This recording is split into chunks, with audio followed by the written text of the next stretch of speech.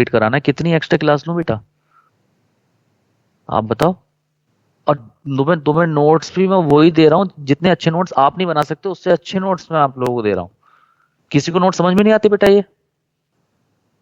Sir तभी तो कह रही हूँ साथ के साथ लिखवा दो, अच्छे हैं ना तो इसीलिए साथ के साथ लिखते रहेंगे। बेटा तुम बेटा समझते नहीं हो, दिक्कत शायद वहीं आके अटक जाती है कि बेटा मैं कैसे सिलेबस कंप्लीट करा पाऊंगा। आप देखो ना मई आ जाएगा, आप देखो ना दिसंबर कंप्लीट हो रहा है, और आपको मैं प्रॉपर नोट्स दे नोट्स रहा हूँ। प्रिंट करवा लेते हैं ना। आप भी जो होते हैं। जो टाइम वेस्ट आप लिखने में करोगे, वो टाइम आप अगर घर में लिख लें तो ज्यादा अच्छा है ना। क्लास का टाइम हम समझाने में चला जाएगा। ठीक है सर, करवा लो आप ऐसे। प्रिंट करवा लिया। आप साइकोलॉजी से बाहर निकल कर आओ बेटा, यू आर ए डॉक्टर, अब बिहेव लाइक ए डॉक्टर। अब आप वो चाइल्ड नहीं हो छोटे से बच्चे की बस सर डिक्टेट कर दो मैं लिख लेंगे, वो सब नहीं। अब आपको उससे थोड़ा ऊपर उठना पड़ेगा, क्योंकि आप डॉक्टर हैं भविष्य के, फ्यूचर में। तो जो डॉक्टर्स होते हैं, तुम्हें लगता है वो नोट्स बनाते हैं? हमने तो आज तक नोट्स नहीं बनाए, हम तो बुकों को पढ़ते थे। समझ रहे हो मेरी बात को, नहीं समझ रहे हो? और दूसरी चीज ये कहने का मीनिंग है मेरा कि जो टाइम हम यहाँ पर लिखने में कर रहे हैं, मैंने आपको नोट्स दे दिए, सेम नोट से ही जो चीज समझाने की है बोर्ड पे समझा रहा हूँ। बोलो हाँ या ना, सब बच्चे बोलो अब। Yes sir. ठीक है, सारी चीजें बोर्ड पे सारी। सही हाँ, प्रिंट करवा के रख लें। मैं वही तो बता रहा हूँ, इसमें महंगी प्रिंट कराने। होती है बेटा प्रिंट कितनी महंगी होती है, क्या मतलब बेटा, कैसी बात कर रहे हो बेटा? कहाँ बेटा, अगर तुम 50 रुपए 40 रुपए खर्च कर दोगे क्या हो जाएगा बेटा? 50-40 नहीं सर, 10 रुपए का एक पेज करके देते हैं ये, फिर इस वजह से सारे खुद ही बनाने पड़ते हैं, फिर उसमें टाइम लग जाता है तो रिवीजन का टाइम नहीं मिलता। बेटा लिखने में से टाइम लगता होगा, ये बेटा सही देखो बोल रही हो ना, ये इस तरीके से ना क्लास पूरी डिस्टर्ब हो जाएगी बेटा, तुम भी डिस्टर्ब हो जाओगे, मैं भी डिस्टर्ब हो जाऊंगा, ठीक है ना? क्योंकि बात को समझो, लिखने का काम अब घर से करो, ठीक है? यहाँ पर मुझे समझाने का मौका मिलेगा तभी तो मैं समझाऊंगा। अब मैं 2 घंटे के अंदर लिखाऊंगा तो मैं आपको 1 या 2 पेज लिखवा पाऊंगा, बस फिर तो हो गया काम। आप समझो ना, उस टाइम को आप घर से करो ना यूटिलाइज। जो नोट्स लिखने का सर ऐसे ही करवा दो। नोट्स लिखने का काम घर से कर लो, ठीक है? वो ज्यादा अच्छा है। क्लास में जो चीज है उसे क्लास के हिसाब से पढ़ो, ज्यादा बढ़िया है। नोट्स आपको ऐसे नोट्स दे रखे हैं कि आप घर में सिर्फ लैपटॉप खोल के ही पढ़ सकते हो। तुम लोगों की जान पहचान वाले के पास किसी के पास प्रिंटर नहीं है? सर खराब हो गया हमारा। अब बेटा सारी प्रॉब्लम तुम्हारे साथ आ गई, खराब हो गया। कोई प्रॉब्लम ऐसी बची है तुम्हारी है? प्रिंटर सही नहीं हो सकता? पता नहीं सर उसका। अरे बेटा तुम तो बिल्कुल ऐसे मत करो, ठीक है ना? क्लास को क्लास के हिसाब से पढ़ लो, बता रहा हूँ मैं, वरना फिर बहुत तेजी से स्पीड बनानी पड़ जाएगी मेरे को। मैं बहुत अच्छा पढ़ा रहा हूँ, एक एक चीज समझा रहा हूँ, इसलिए क्योंकि मुझे मौका मिल रहा है समझाने का। ठीक है, घर से लिख लो, ज्यादा अच्छा है बच्चों, कोई दिक्कत नहीं होती, सर ठीक है ना? साइकोलॉजी से बाहर निकलना है, हमारी साइकोलॉजी में ये चीज बैठ जाती है कि हम क्लास पढ़ रहे हैं, क्लास में नोट्स बनाएंगे ज्यादा बढ़िया है, ज्यादा अच्छा होगा। ऐसा कुछ नहीं है, सब वहम है इंसान का, वहम से बाहर आना है। हाँ बच्चों, बाकी बच्चे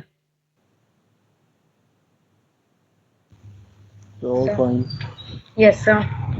स्टार्ट करें class? Yes sir. Yes sir. आप लोग नोट्स बनाना चाहते हैं कि सारे बच्चे? नहीं सर, टाइम जाता है। सही है। नहीं, मेरे को कोई दिक्कत नहीं, अगर नोट्स बनाने ही है तो ठीक है, फिर मैं स्टार्ट कर देता हूँ लिखाना, मुझे कोई दिक्कत नहीं है। नहीं सर ये सही है सर। हाँ तो बस, तो फिर बेटा तो घर से नोट्स लिख लिया करो। देखो अगर मेरी 2 घंटे की क्लास होगी तो ज्यादा से ज्यादा मैं 5 या 6 पेज करवा दूंगा, और 5 और 6 पेज घर में लिखने में ना तुम्हें पता कितना टाइम लगेगा? मैं बता रहा हूँ, मुश्किल से आधा घंटा। और अगर आधा घंटा लिखोगे ना, आप मेरी बात को समझना, मैं साइंटिफिक बता रहा हूँ। अगर 2 घंटे की क्लास में मैंने 6 पेपर कराए और आपने आधे घंटे 6 पेपर लिखे, तो 6 पेपर लिखने के साथ साथ ना आपको याद भी हो जाएगा। लिखना सबसे बढ़िया थेरेपी होती है याद करने की, ठीक है ना? फिर उससे भी रिवाइज हो जाता है सर, जो भी पढ़ा है। रिवाइज थोड़ी, पहले याद करना होता है, तो वो याद हो जाएगा, उसके बाद रिवीजन होगा। ठीक है, तो कई जैसे बच्चे आपने कहते जो हैं क्लास में पढ़ाया फिर लिखेंगे उसको देख के ना तो चीजें क्लिक करने लग जाती हैं, हाँ ये पढ़ा था क्लास में, फिर बस सारी तो फिर चीजें याद होने लगती हैं। हाँ Yes, तो sir. करवा दो उस चीज सर, का ऐसे ही करवा दो आप। हाँ बेहतर फायदा उठाओ। विकास सर तुम्हें बिल्कुल जबरदस्त तरीके से बता रहे हैं, मैं बता रहा हूँ फायदा उठाओ, सिलेबस कंप्लीट करो, रिवाइज करो, अटैक करो सीधा नीट के ऊपर। कुछ नहीं होता, ये बहम पे पता नहीं लोग कहाँ से आ गए, सारे के सारे बहम नहीं पालना है किसी को, सर सबको बाहर निकलना है। हाँ बेटा। सर अभी हमारा 27 को AITS आने वाला है होगा, मतलब उसमें हाँ सर हमारा डाइजेशन वाला चैप्टर आ रहा है, तो उसके लिए सर कुछ अलग से कैसे पढ़ें सर, एक बार बता दो जूलॉजी में। बताऊंगा बताऊंगा बेटा बताऊंगा, अभी पहले क्लास करते हैं, मैं आप सबको गाइड करूंगा, वरना ठीक तो है टाइम निकल जाएगा। आज मुझे हार्ट पढ़ाना है और बहुत अच्छे लेवल पे हार्ट पढ़ाना है, बस मैं सबको बताऊंगा, ठीक है। ओके हाँ ठीक है सब सर। गाइड कर दूंगा मैं आप लोगों को। बस रुक जाओ पहले, मैं कुछ लगे मुझे आज की क्लास का फायदा अच्छा हो जाए पहले, मेरे ऊपर भी प्रेशर रहता है ना सिलेबस का।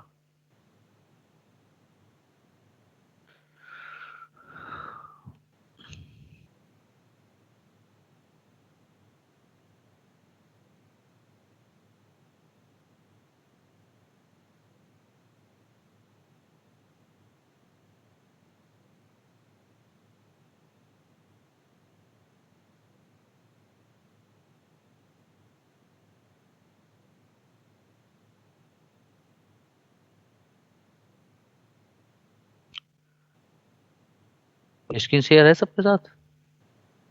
Yes, sir. Yes sir. Yes sir. हाँ शेयर मैं तुमको ह्यूमन हार्ट पढ़ाने जा रहा हूँ और तुमको यहीं बैठ के ह्यूमन हार्ट याद हो जाएगा, बस शर्त यह है कि एक एक बात को ऐसे सुनना जैसे आदमी गुरुओं की बात सुनता है, एकदम बिल्कुल आराम से बैठ बैठ के एक एक पॉइंट को।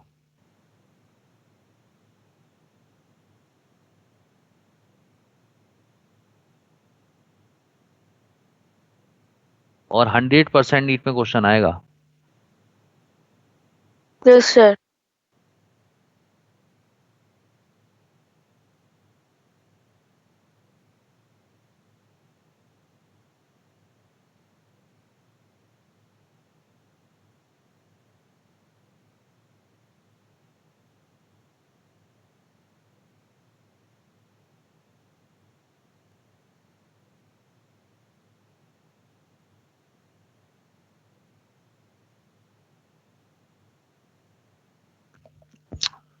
देखिए हमारा जो टॉपिक है उस टॉपिक का नाम है ह्यूमन हार्ट, ठीक। आप देखिए सबसे पहले body fluid and circulation chapter start कर रहे हैं और सबसे पहला टॉपिक क्या है हमारा, ह्यूमन हार्ट। सब लोग बोले क्या हार्ट है, कौन सा है? Human heart. Human heart. हाँ तो ह्यूमन हार्ट पे, ह्यूमन हार्ट के हमें सारे क्वेश्चन ठीक करने हैं, इसलिए मैंने उनको ना पार्ट्स में डिवाइड कर दिया। तो ह्यूमन हार्ट में सबसे पहला जो है बेटा हम बताएंगे क्या पोजीशन होती है हार्ट की। सेकंड नंबर पे मैं हार्ट की वॉल्स के बारे में बताऊंगा, कौन कौन सी वॉल्स होती हैं। फिर मैं हार्ट की एक्सटर्नल और इंटरनल स्ट्रक्चर ऑफ हार्ट बताऊंगा। उसके बाद मैं उसके अंदर जो जो वाल्व्स होते हैं, कौन कौन से वाल्व हैं, वो कैसे काम करते हैं, उसके बारे में बताऊंगा। उसके बाद मैं उसके अंदर सेप्टम के बारे में बताऊंगा। उसके बाद में उसके अंदर जो नोड होते हैं, नोड के बारे में बताऊंगा। और उसके बाद में बताऊंगा कैसे हार्ट बीट ओरिजिनेट होती है और कैसे रेगुलेट होती है। और उसके बाद मैं हार्ट की साउंड के बारे में बताऊंगा, हार्ट में कौन कौन सी साउंड होती है। और उसके बाद मैं 9th नंबर पे बताऊंगा मैकेनिज्म ऑफ हार्ट, कि हार्ट काम किस तरीके से करता है बॉडी के अंदर, उसकी वर्किंग कैसे होती है। और उसके बाद मैं 10th नंबर पे बताऊंगा स्ट्रोक वॉल्यूम के बारे में, कार्डियक आउटपुट के बारे में, कार्डियक साइकिल के बारे में, ब्लड प्रेशर के बारे में और पल्स प्रेशर के बारे में बताऊंगा। इसके बाद जो है 11th नंबर पे मैं बताऊंगा ईसीजी यानी कि इलेक्ट्रोकार्डियोग्राम के बारे में बताऊंगा कि ईसीजी क्या होती है, उनमें कौन कौन सी वेव्स प्रोड्यूस होती हैं। और सबसे लास्ट टॉपिक हमारा रहेगा हार्ट डिसऑर्डर। कौन सा रहेगा टॉपिक? Disorder. हाँ तो ये जो हमारे सारे टॉपिक्स हैं, हमको ये टॉपिक पढ़ने हैं, तो मैंने 12 पार्ट्स में हार्ट को डिवाइड कर दिया, ठीक है। तो स्टार्ट करते हैं हार्ट के बारे में। तो ये बताइए हार्ट का डायग्राम क्या मैंने आप लोगों को दिया है? No sir.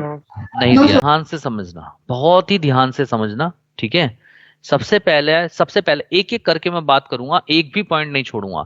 सबसे पहला मैं आपको पॉइंट बताने जा रहा हूं, पोजीशन ऑफ हार्ट। क्या बताने जा रहा हूं? Position of heart. Position of heart. ठीक है, तो पोजीशन ऑफ हार्ट में इसी जगह पे बनाकर दिखाता हूँ। देखो मैंने, आप जैसे ये कोई पर्सन है, इधर देखना आप, जैसे ये कोई पर्सन है, मैंने ये पहले ही बता रखा है, ये गर्दन है उसकी, ये सपोज उसके हाथ है। ठीक है, ज्यादा अच्छा तो नहीं बना रहा हूं मैं, और ये इस तरीके से होती है बॉडी, ये होता है डायफ्राम। ठीक है, और डायफ्राम के ऊपर जो कैविटी होती है उसको बोलते हैं थोरेसिक कैविटी, ये डायफ्राम है, और उसके नीचे क्या होती है, एब्डोमिनल कैविटी। अरे क्लियर है आप लोगों को? Yes sir. ठीक है, और ये जो है, ये आ रहा है ट्रैकिया, ये ट्रैकिया आ रहा है, फिर ट्रैकिया जो है ब्रोंकाई में डिवाइड हो गया, ये सब मैं बता चुका हूँ। और फिर यहाँ पर क्या होते हैं, ये लंग्स होते हैं। ठीक है, लेकिन लेफ्ट लंग में मैंने आपको बताया था एक नोच होती है जिसको हम नाम देते हैं कार्डियक नोच। क्या कहते हैं उसको? कार्डियक नोच। कार्डियक नोच। हाँ, कार्डियक नोच। ठीक है, तो इधर वाला जो लंग है, दिस इज, ये लेफ्ट लंग है, और ये वाला जो है राइट लंग है, इधर वाला। ठीक है, तो कार्डियक नोच इस, तो यहाँ पर दोनों लंग्स के बीच में जो स्पेस होता है, यहाँ पर हार्ट रखा होता है इस तरीके से obliquely towards the left lung की तरफ। ये जो रखा हुआ है छोटा सा जो मैंने रखा है बीन शेप, ये क्या रखा हुआ है जल्दी बताओ? हार्ट। हार्ट। और दोनों लंग्स के बीच में जहां, जिसमें हार्ट रखा हुआ है, दोनों लंग्स के बीच की में जो स्पेस होता है, उस स्पेस को हम बोलते हैं मीडियास्टिनम। बताया था? Yes sir. स्पेस बोलते हैं मीडियास्टिनम स्पेस। Yes sir. ठीक है, तो मीडियास्टिनम स्पेस जो होता है लंग्स के बीचों बीच होता है, और उसमें हार्ट रखा रहता है, और ओब्लिकली प्लेस्ड होता है, यानी कि टिल्टेड होता है towards the left lung in cardiac नोच। तो अगर हम हार्ट की पोजीशन एक्चुअल में बताएं तो हम कहेंगे एसिमेट्रिकल हार्ट। एसिमेट्रिकल हार्ट क्यों कहा? क्योंकि एक ही साइड में हार्ट, तो asymmetrical heart situated in mediastinum space between the lungs tilted towards the left lung in cardiac नोच।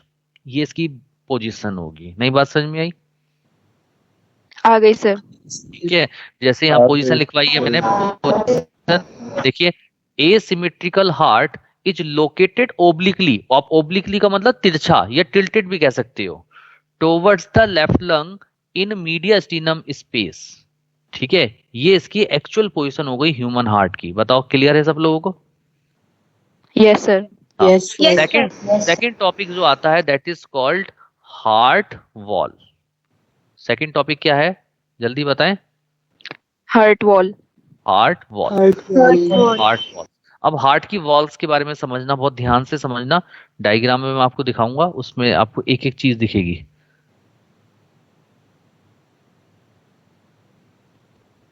हाँ, देखिए हार्ट की वॉल्स, तो हार्ट में देखिए, अब मैं देखिए सब देखना इसे,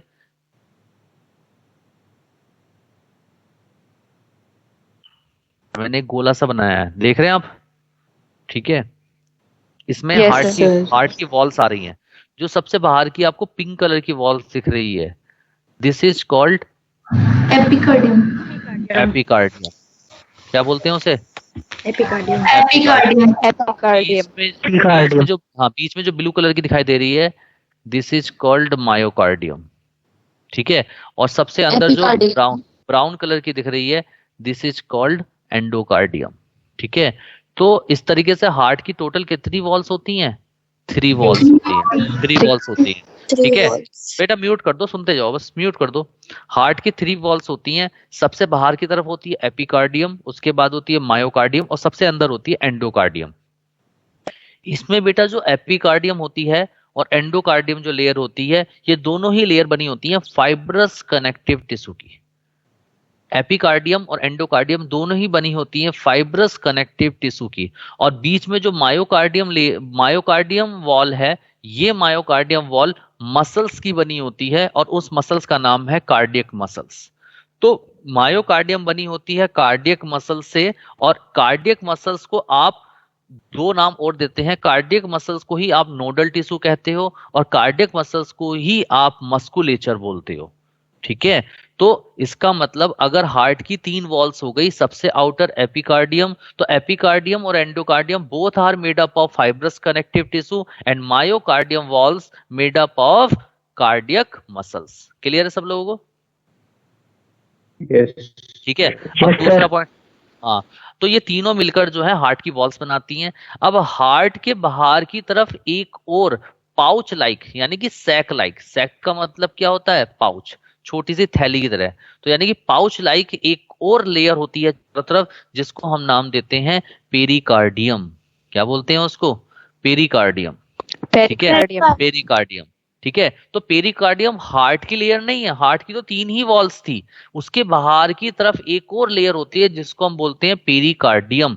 और बेटा पेरिकार्डियम और एपिकार्डियम दोनों के बीच का जो स्पेस होता है, उस स्पेस को हम नाम देते हैं पेरिकार्डियल स्पेस, या नाम दूसरा नाम देते हैं पेरिकार्डियल कैविटी, और इसके अंदर फिल्ड होता है पेरिकार्डियल फ्लूइड। ठीक है, और इस पेरिकार्डियल फ्लूइड का काम क्या होता है, ये हार्ट को एक्सटर्नल शॉक यानी कि मैकेनिकल शॉक से बचाने का काम करता है, यानी कि ये शॉक एब्जॉर्बर का काम करता है। अरे बात समझ में आई या नहीं आई? Yes yes sir. सर। ठीक है, यस सर।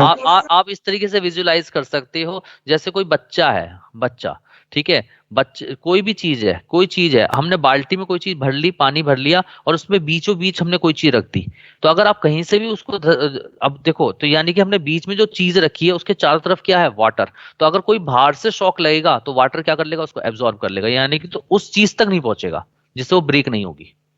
अरे बात समझ में आ रही है नहीं आ रही है? सेम इसी Yes, तरीके sir. से, सेम इसी तरीके से जो हार्ट रखा हुआ है, हार्ट किसके अंदर रखा हुआ है, पेरिकार्डियल फ्लूइड के बीच में रखा हुआ है, तो अगर बाहर से कोई शॉक लगेगा तो पेरिकार्डियल फ्लूइड से उस तक नहीं पहुंचेगा, यानी कि वो ही एब्जॉर्ब कर लेगा।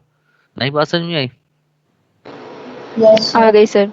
आ गई? Yes sir. तो इसका मतलब अगर हार्ट की 3 वॉल्स हो गई, एपिकार्डियम, एंडोकार्डियम, जो कि फाइब्रस कनेक्टिव टिश्यू की बनी होती है। आप चाहो तो मेरी बात, मैं 10 बार एक बात को रिपीट करता हूं, आप चाहो तो यहीं की यहीं याद कर सकते हो, सिर्फ आपके दिमाग का खेल है। ठीक है, तो एपिकार्डियम और एंडोकार्डियम फाइब्रस कनेक्टिव टिश्यू की बनी होती है। मायोकार्डियम किसकी बनी होती है, जल्दी आंसर दें। Cardiac muscle. कार्डियक मसल्स, ठीक है, हाँ, Nodal tissue. और हाँ, कार्डियक मसल्स को ही नोडल टिश्यू Musculature. कहते हैं, और उसका ही दूसरा तीसरा नाम होता है मस्कुलेचर।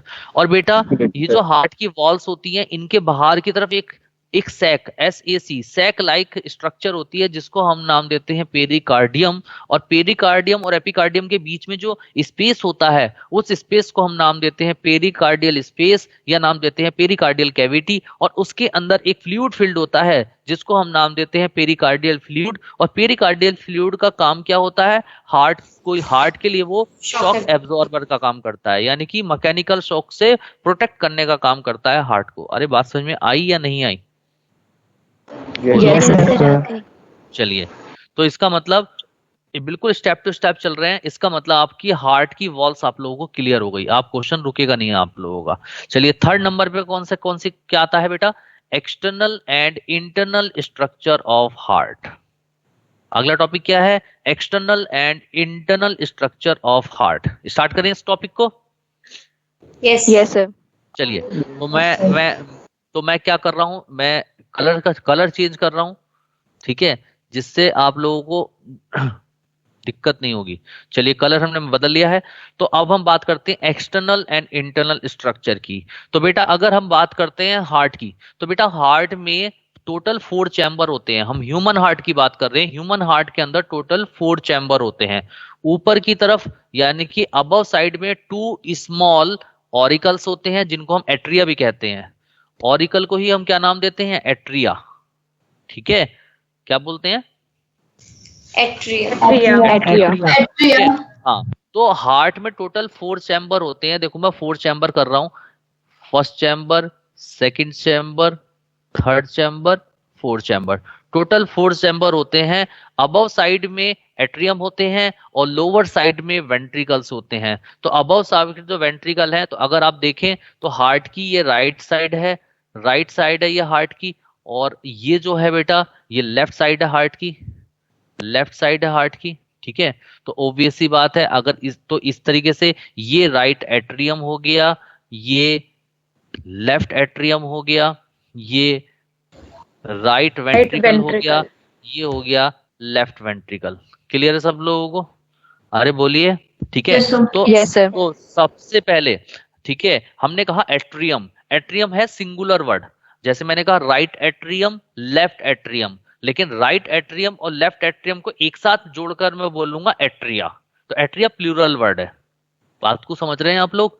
ठीक है, पॉइंट्स तो कैच कर रहे हैं ना सब लोग? ठीक है, तो सबसे पहले हम बात करते हैं चैम्बर की। अगर हम चैम्बर की बात करें तो एट्रिया जो होते हैं स्मॉलर चैम्बर होते हैं और वेंट्रिकल्स लार्जर चैम्बर होते हैं। ठीक है, तो अगर आप बात करें chamber of atria is smaller than chamber of ventricles. बात समझ में आ रही है? इसका मतलब एट्रिया क्या है? स्मॉलर चैम्बर है और वेंट्रिकल क्या है? लार्जर चैम्बर है। बेटा देखो, मैं बेटा तभी पढ़ा पाऊंगा जब आप लोगों का जो घर से आवाज आती रहती है, कोई ना कोई बच्चा है जो ये बार बार ओपन करता है ना स्पीकर, इससे मेरी कंसंट्रेशन चली जाती है बेटा। मैं पूरी तरीके से, जैसे कहते हैं ना, जैसे चाय के अंदर या दूध के अंदर पानी मिक्स हो जाता है, मैं बिल्कुल पढ़ाने में मिक्स हो चुका हूं इस वक्त। मेरा पूरी इच्छा पढ़ाने में जा चुकी है। अब मुझे डिस्टरबेंस मत करना कोई भी। अरे ठीक है, अरे बोला तो करो। Yes sir. क्या तुम नहीं चाहते कि टीचर तुम्हें बिल्कुल मन से पढ़ाए, एकदम दिल से पढ़ाए? Yes sir. इसीलिए म्यूट रखो। अगर कोई किसी को बीच में क्वेश्चन पूछना है तो अनम्यूट करो, पूछो, अदरवाइज म्यूट रखो। चलिए म्यूट कर दीजिए। तो इस तरीके से अगर हम बात करते हैं ह्यूमन हार्ट की, तो टोटल 4 चैम्बर होते हैं। अबव 2 स्मॉलर चैम्बर होते हैं जिनको हम नाम देते हैं एट्रिया, और 2 लोअर लार्जर चैम्बर होते हैं जिनको हम नाम देते हैं वेंट्रिकल्स। इतनी पॉइंट तो आपको क्लियर हो गया। चलिए अब हम बात करते हैं वॉल्स की। अगर बेटा अब एक बात बताओ, हार्ट से जो ब्लड बाहर की तरफ पंप होता है वो वेंट्रिकल से पंप होता है या एट्रिया से पंप होता है? वेंट्रिकल से पंप होता है। Very good. तो चूंकि वेंट्रिकल से पंप होता है ब्लड, इसीलिए वेंट्रिकल्स की वॉल मोर थिकर देन एट्रिया। कॉन्सेप्ट को पकड़ पाए? ठीक है, यानी कि अगर हम बात करें कि वॉल्स किसकी थिक है, तो हम कहेंगे walls of ventricle is thicker than wall of atria. Clear? Yes sir. ठीक है, चलिए अब हम पहले राइट एट्रिया और लेफ्ट एट्रिया को कंपेयर करेंगे और देन राइट वेंट्रिकल और लेफ्ट वेंट्रिकल को कंपेयर करेंगे। तो सबसे पहले हम एट्रिया को कंपेयर करते हैं। देखिए, राइट एट्रिया के अंदर इम्प्योर ब्लड आता है। राइट एट्रियम में देखो, राइट साइड में जो ब्लड होता है हमेशा कौन सा ब्लड होता है? बोलो, डीऑक्सीजनेटेड ब्लड होता है। हाँ, डीऑक्सीजनेटेड ब्लड होता है। ठीक है, डीऑक्सीजनेटेड का मतलब, ब्लड का मतलब क्या होता है? Impure blood. कैसा ब्लड? इम्प्योर। और लेफ्ट साइड में, ठीक है, चाहे राइट साइड राइट एट्रिया हो चाहे राइट वेंट्रिकल हो, दोनों के अंदर यानी कि इस साइड में, राइट साइड में केवल और केवल डीऑक्सीजनेटेड ब्लड मिलता है और लेफ्ट साइड में मिलता है ऑक्सीजनेटेड ब्लड। कैसा ब्लड मिलता है, जल्दी बताएं? ऑक्सीजनेटेड ब्लड, या इसको प्योर ब्लड भी कहते हैं। ठीक है, तो इसका मतलब राइट साइड में हार्ट के इम्प्योर ब्लड है और लेफ्ट साइड में प्योर ब्लड है। इसीलिए इसको कहा जाता है कंप्लीट डबल सर्कुलेशन। यानी कि हमारे अंदर कैसा सर्कुलेशन मिलता है बेटा, जल्दी बताएं? Complete double circulation. ठीक है, हाँ, हमने कंप्लीट क्यों कहा? क्योंकि हमारा इम्प्योर ब्लड और प्योर ब्लड मिक्स नहीं होता। यानी कि राइट साइड में इम्प्योर ब्लड रहेगा, लेफ्ट साइड में प्योर ब्लड लेगा, लेकिन उनमें मिक्सिंग नहीं होती। इसीलिए कैसा ब्लड हो, कैसा सर्कुलेशन हुआ? कंप्लीट।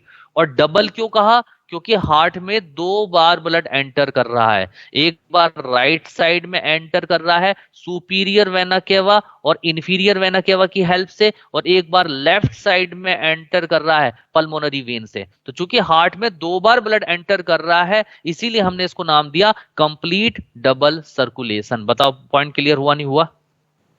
Yes sir. ठीक है, पॉइंट क्लियर हुआ सबको? कॉन्फिडेंटली बोलो अगर सीख रहे हो तो। Yes sir.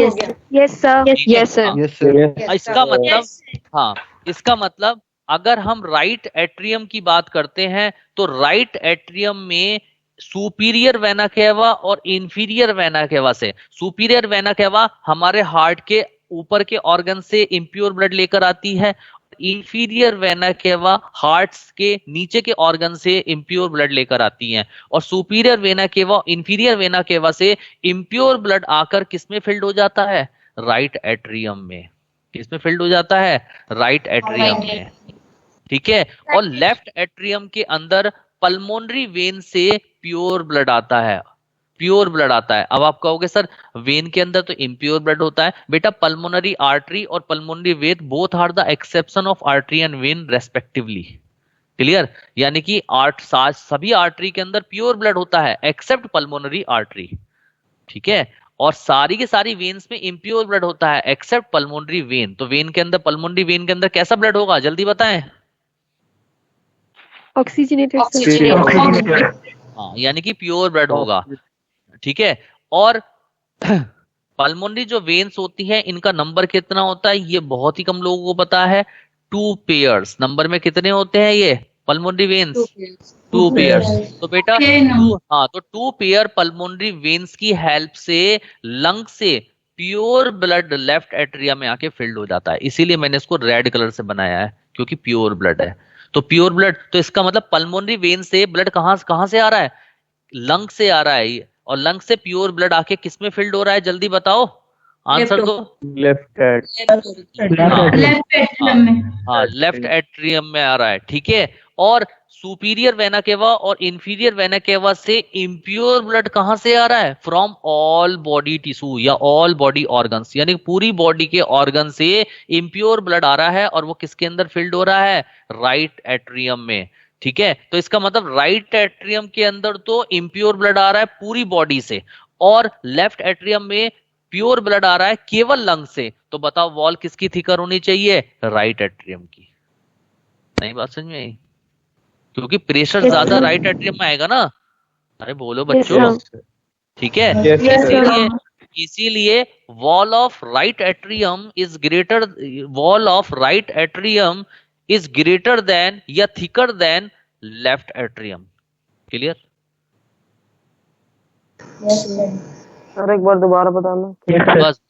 बस बेटा ऐसे दोबारा इतने प्यार से, इतनी मोहब्बत से मैं पढ़ा रहा हूं एक एक पॉइंट को, तब भी नहीं समझ में आया।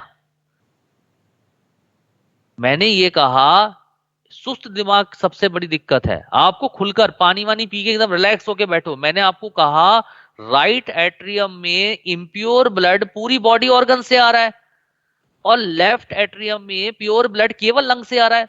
तो लेफ्ट साइड में केवल एक लंग से आ रहा है, एक ऑर्गन से ब्लड आ रहा है, उसमें पूरी बॉडी से आ रहा है। तो प्रेशर ज्यादा किस में आएगा? राइट एट्रियम में ब्लड का ज्यादा प्रेशर आएगा लेफ्ट एट्रियम से? सोचकर बताओ। राइट में। तो इसीलिए राइट की वॉल्स ज्यादा थिकर होनी चाहिए ना लेफ्ट एट्रियम से। अरे नहीं बात समझ में आई? अरे आपके समझ में आया बेटा? आपके समझ में आया? ठीक है। पहली बात बेटा, मेरी बात का बुरा मत माना को, ये पढ़ाने का एक तरीका होता है। तुम लोगों की कंसंट्रेशन बढ़ाने के लिए मैं ऐसा करता हूं ताकि आप लोगों का फोकस यहाँ पर ज्यादा हो जाए। ठीक है। ये पढ़ाने का एक स्टाइल होता है। और विकास सर की बात का कोई बुरा मत माना करो क्योंकि मैं सिर्फ तुम्हारे भले के लिए सोचता हूँ। ठीक है ना? ये एक तरीका है पढ़ाने का, ये गुस्सा नहीं है। ठीक है। तो बेटा आपको समझ में आया ये point? Yes sir. Yes sir. अरे वो Yes, sir. एक बच्चे ने पूछा था ना, समझ में आया? हाँ सर। नाम बताओ अपना नाम। पीयूष। पीयूष। हाँ समझ में आया पीयूष? Yes sir. चलिए तो आगे चलते हैं बेटा पीयूष। तो देखो फिर अब बात करते हैं वेंट्रिकल्स की। अब देखो इधर देखिए, अगर हम वेंट्रिकल की बात करते हैं बेटा तो वेंट्रिकल, राइट वेंट्रिकल से इम्प्योर ब्लड किसकी हेल्प से? पल्मोनरी आर्टरी की हेल्प से प्योर होने के लिए ब्लड कहां चला जाएगा? लंग्स के पास चला जाएगा। किसके पास चला जाएगा? लंग्स के पास। लंग्स के पास चला जाएगा। लंग्स के पास चला जाएगा। जबकि लेफ्ट वेंट्रिकल से जो प्योर ब्लड है, प्योर ब्लड जो है वो एओर्टा की हेल्प से, किसकी हेल्प से? एओर्टा की हेल्प से पूरी बॉडी के अंदर डिस्ट्रीब्यूट हो जाएगा।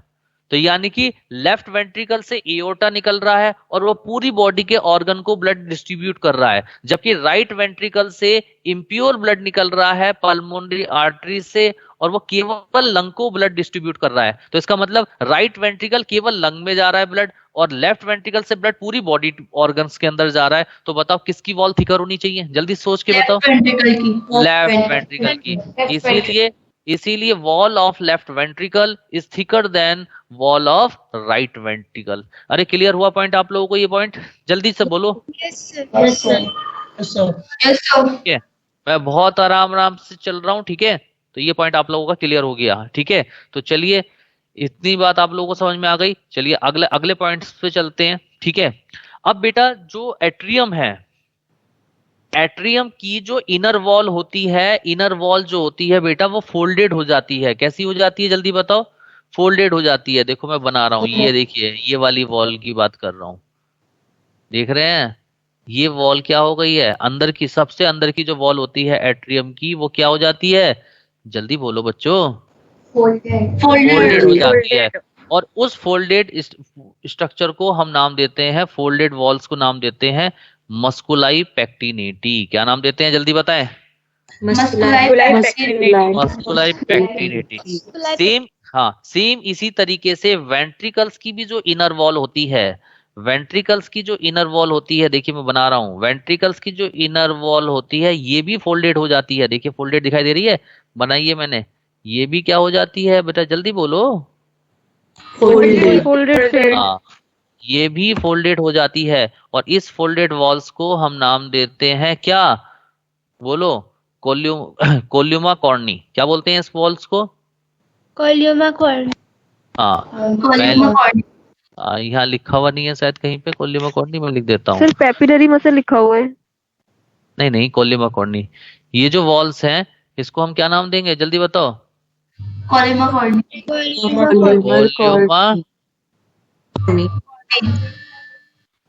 कॉर्नी। ठीक है, कोल्यूमा कॉर्नी। इसका मतलब एट्रियम की इनर वॉल जो फोल्डेड हो जाती है उसको हम नाम देते हैं मस्कुलाई पेक्टिनेटी। और वेंट्रिकल्स की इनर वॉल जब फोल्डेड हो जाती है तो उसको नाम देते हैं हम क्या, जल्दी बताओ? कोलियोमा कॉर्नी। हाँ, कोल्यूमा कॉर्नी। ठीक है, और बेटा इस कोल्यूमा कॉर्नी के ऊपर स्पेशलाइज्ड मसल्स मिलती हैं। देखो मैं ग्रीन कलर की बना रहा हूं। इन स्पेशलाइज्ड मसल्स को आप नाम देते हैं पेपिलरी मसल्स। क्या नाम देते हैं इन स्पेशलाइज्ड मसल्स को? Papillary muscles. हाँ, क्या बोलते हैं? Papillary muscles. ठीक है, और इन पेपिलरी मसल से क्या निकलते हैं? टेंडन्स निकलते हैं। इन पेपिलरी मसल से क्या निकलते हैं? टेंडन्स निकलते हैं। देखिए ये टेंडन्स निकल रहे हैं जो पेपिलरी मसल से और वाल्व से कनेक्ट है। दिखाई दे रहे हैं सबको? मैं डार्क कर रहा हूं, सब लोगों को दिखाई दे रहे हैं? यस। ठीक है, थोड़ा सा डार्क कर देता हूं।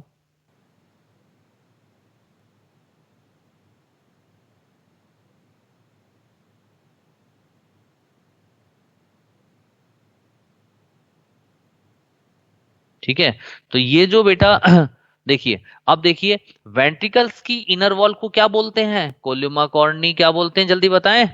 कोलियोमा कॉर्नी। और कोल्यूमा कॉर्नी के ऊपर जो मसल्स हैं ग्रीन कलर की दिखाई दे रही हैं स्पेशल में, तो उनको क्या बोलते हैं? Papillary muscles. हाँ, और पेपिलरी मसल से जो टेंडन्स निकलते हैं उन टेंडन्स को हम नाम देते हैं कॉर्डा टेंडिनी। क्या नाम देते हैं बेटा? कॉर्डा टेंडिनी। ठीक है, अब पहले एक पॉइंट समझो। राइट एट्रियम और राइट वेंट्रिकल्स के बीच में जो वाल्व होते हैं उन वाल्व को हम नाम देते हैं ट्राइकस्पिड वाल्व। क्या नाम देते हैं? हाँ, और लेफ्ट एट्रियम और लेफ्ट वेंट्रिकल्स के बीच में जो वाल्व होते हैं उनको हम नाम देते हैं बाइकस्पिड वाल्व, या उसका दूसरा नाम होता है मिट्रल वाल्व। क्या नाम होता है? Mitral valve. यानी कि राइट एट्रियम और राइट वेंट्रिकल्स के बीच में ट्राइकस्पिड वाल्व है और लेफ्ट एट्रियम और लेफ्ट वेंट्रिकल के बीच में बाइकस्पिड वाल्व है। ठीक है, तो जो पेपिलरी मसल से टेंडन्स निकले, ये टेंडन्स जाके राइट साइड में ट्राइकस्पिड वाल्व से कनेक्ट हो गए और लेफ्ट साइड में जाके किससे कनेक्ट हो गए? बोलो, बाइकस्पिड वाल्व से कनेक्ट हो गए। Bicuspid valve. ठीक है, अब ये क्यों कनेक्ट हुए कोर्डा टेंडिनी जाकर, ताकि ये ट्राइकस्पिड और बाइकस्पिड वाल्व को ओपन और क्लोज कर सके। तो यानी कि ओपनिंग एंड क्लोजिंग को रेगुलेट करने के लिए कोर्डा टेंडिनी जाकर कनेक्ट हो गए ट्राइकस्पिड एंड बाइकस्पिड वाल्व से। बताओ बात समझ में आई नहीं आई? Yes sir. Yes sir. बोलो बेटा, समझ में आया? ठीक है, तो अब मैं आपको बिल्कुल Yes, sir. म्यूट कर दूं सब लोग। अब मैं शॉर्ट में एक पॉइंट बता देता हूं कि एट्रिया की इनर वॉल फोल्ड होके बना देती है मस्कुलाई पेक्टिनिटी। सेम इसी तरीके से वेंट्रिकल्स की भी इनर वॉल फोल्ड हो जाती है, इनर वॉल फोल्ड हो जाती है, उसको बोलते हैं कोल्यूमा कॉर्नी। और कोल्यूमा कॉर्नी के ऊपर जो स्पेशलाइज मसल्स मिलती हैं उनको हम नाम देते हैं पेपिलरी मसल्स। और पेपिलरी मसल से निकलते हैं कोर्डा टेंडिनी, जो राइट साइड में ट्राइकस्पिड वाल्व से और लेफ्ट साइड में बाइकस्पिड वाल्व से कनेक्ट हो जाते हैं और opening and closing of tricuspid and bicuspid valve करते हैं। बात समझ में आई या नहीं आई? आ गई सर। आ गई। यस आ सर। गई। तो ये था बेटा sir. आपका, ये था हार्ट का external and internal structure of heart. अब मैं आपको अगला टॉपिक बताता हूं, वाल्व। अगला टॉपिक क्या है? वाल्व। वाल्व, ठीक है। तो बेटा यहाँ पे अगर आप वाल्व देखते हो तो यहाँ पे आपको वाल्व जो है बेटा, 4 वाल्व आपको यहाँ पर दिखाई देंगे। कौन कौन, कितने वाल्व दिखाई देंगे टोटल? 4। हाँ 4 वाल्व आपको यहाँ, हाँ 4 वाल्व आपको दिखाई देंगे यहाँ पर। ठीक है, मैं दिखा देता हूँ आपको 4 के 4 वाल्व। देखो, सबसे पहले आपको दिखाई दे रहे हैं ट्राइकस्पिड वाल्व। ठीक, सेकंड नंबर पे वाल्व दिखाई दे रहा है बाइकस्पिड वाल्व। ठीक है, थर्ड नंबर पे जो वाल्व दिखाई दे रहे हैं थिबेसियन वाल्व। और फोर्थ नंबर पे जो वाल्व दिखाई दे रहे हैं that is called semi lunar valve. हो गए टोटल 4। सबको अलग अलग दिखाई दे रहे हैं बिल्कुल। Yes sir. ठीक है, अलग अलग कलर का इसलिए यूज कर रहा हूं ताकि एक एक पॉइंट आपको समझ में आए। ठीक है, तो बेटा कौन कौन से वाल्व हो गए?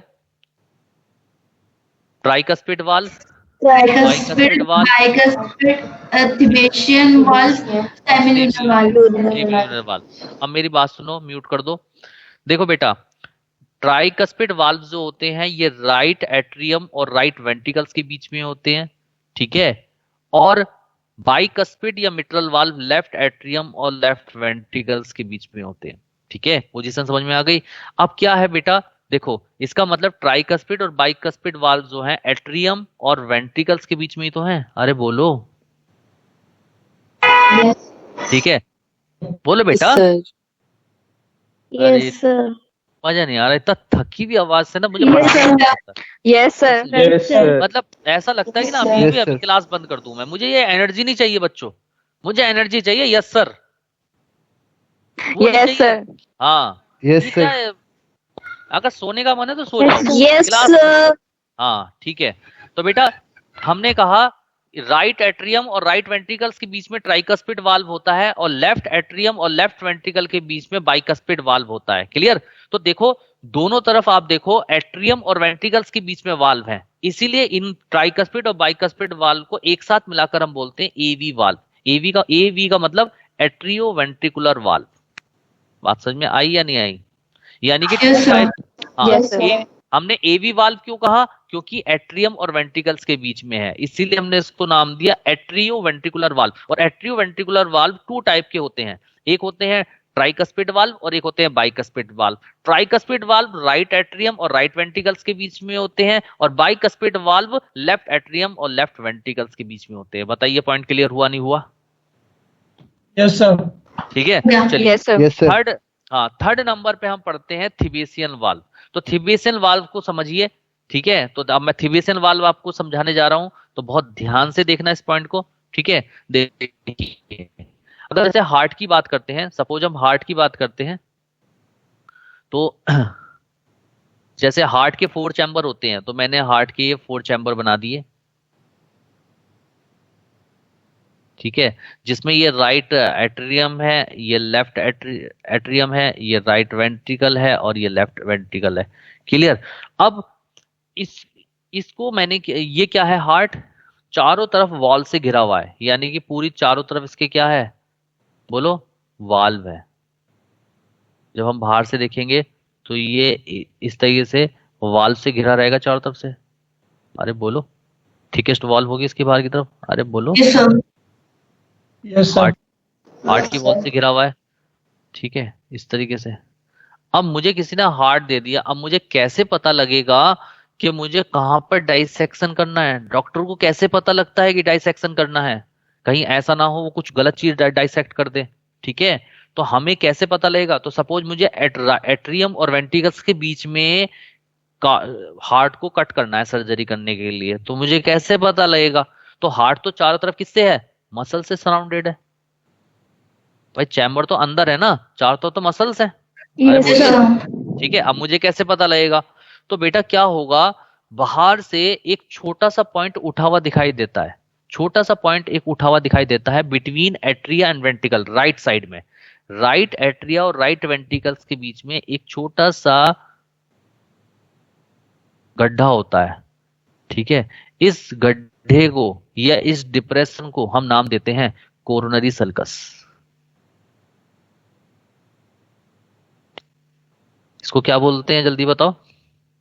Coronary sulcus. Coronary sulcus. Coronary sulcus, ठीक है। और ये कोरोनरी सल्कस क्या होता है? ये डिमार्केटेड करता है, ये डिमार्केशन करता है, demarcation between atria and ventricles externally. यानी कि बाहर से देखकर हमें कैसे पता लगेगा कि एट्रिया है और वेंट्रिकल्स, एट्रिया ये है वेंट्रिकल्स ये है, उनके बीच में राइट साइड में एक छोटा सा गड्ढा होता है जिसको हम नाम देते हैं कोरोनरी सल्कस। और कोरोनरी सल्कस को देख के हमें आइडिया लग जाता है कि कोरोनरी सल्कस से ऊपर वाला पार्ट एट्रियम है और नीचे वाला वेंट्रिकल्स है। क्लियर है? अरे बोलिए। Yes sir. और इस कोरोनरी सल्कस के अंदर दो स्ट्रक्चर्स होती हैं, एक होती है कोरोनरी आर्टरी, कोरोनरी आर्टरी, और दूसरी होती है कोरोनरी वेन, कोरोनरी वेन। ये जो कोरोनरी आर्टरी होती हैं ये हार्ट की मसल्स को ब्लड सप्लाई करती हैं। भाई एक बात बताओ, हार्ट पूरी बॉडी के ऑर्गन को ब्लड डिस्ट्रीब्यूट करता है, लेकिन हार्ट भी तो ऑर्गन है, क्या हार्ट को नहीं चाहिए ऑक्सीजन और न्यूट्रिशन? बिल्कुल चाहिए। Yes sir. ठीक है, तो Yes, sir. हार्ट, हाँ, तो हार्ट को जो ब्लड सप्लाई करती हैं उन आर्टरी का नाम होता है कोरोनरी आर्टरी, ठीक है। तो कोरोनरी आर्टरी के थ्रू हार्ट की मसल्स को ब्लड सप्लाई हो जाएगी और ब्लड सप्लाई की वजह से हार्ट की मसल्स को ऑक्सीजन और न्यूट्रिशन मिल जाएगा, ठीक है। और बदले में जो हार्ट की सेल्स के अंदर जो CO2 बनेगी, कार्बन डाइऑक्साइड, उसको बाहर लेकर कौन आएगी? Coronary when. कौन लेके आएगी बाहर?